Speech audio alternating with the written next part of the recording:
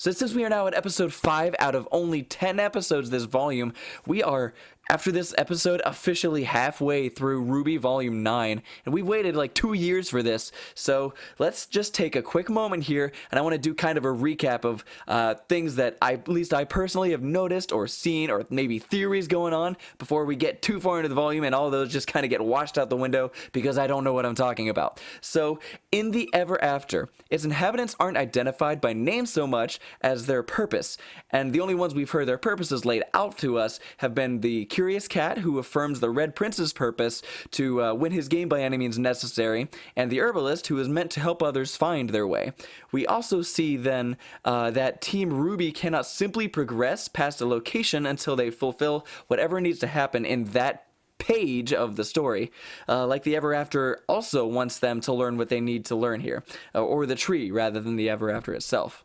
And change is a huge part of this volume in every instance. RWBY has also been shown to have a very strong connection to what happens in this fairy tale, as shown by the weather changing to stormy and rainy based on RWBY's current emotions of frustration and sadness, but also by a much more subtle nod.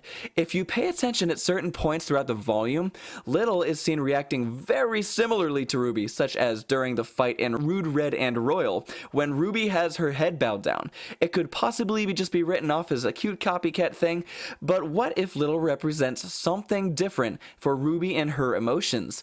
Little has been a carefree, cartoonish, optimistic, and easygoing character this whole volume, which has been a stark contrast to how RWBY has been acting lately.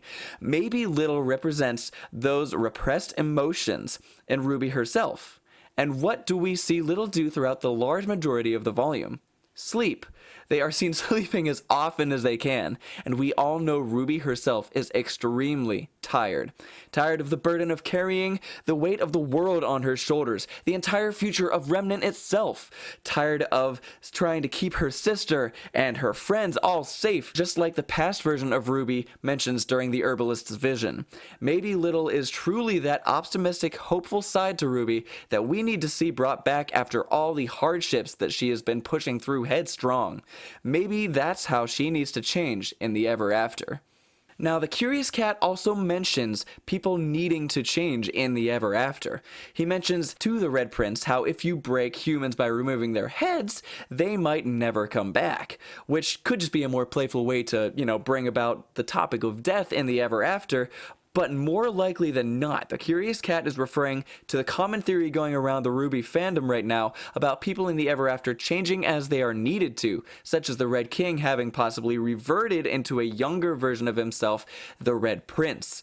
Maybe death doesn't really exist here for the native people of the Ever After. It is curious though how the soldiers knew of the Red King, but there's no reference between them of like the Red Prince's relation to the Red King.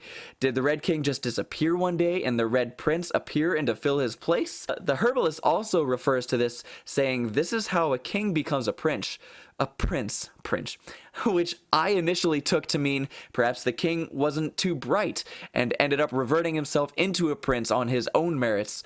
But maybe still he was referring to how Team RWBY isn't able to properly define themselves, and that being part of the reason why the king needed to become the prince to help get Team RWBY to where they needed to be. The Rusted Knight.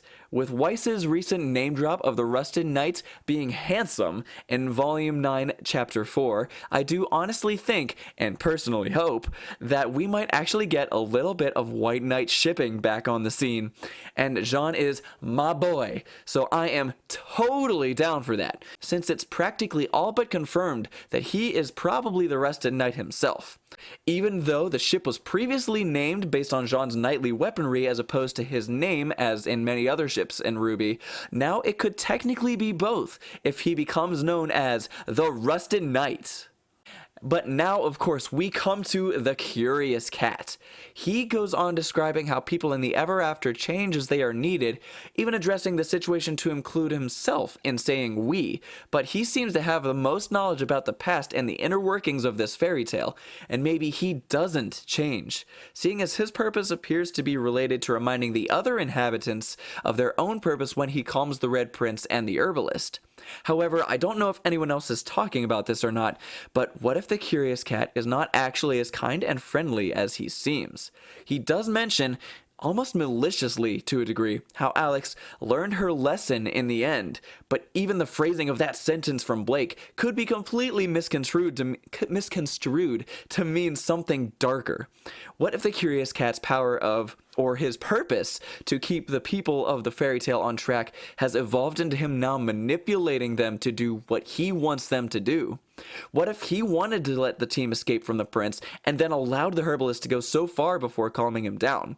When he comforts the herbalist and says, "Look at yourself, you're done," before he then falls through a hole in the floor, maybe he's literally undergoing that transformation into what he needs to become for what the Curious Cat wants him to become.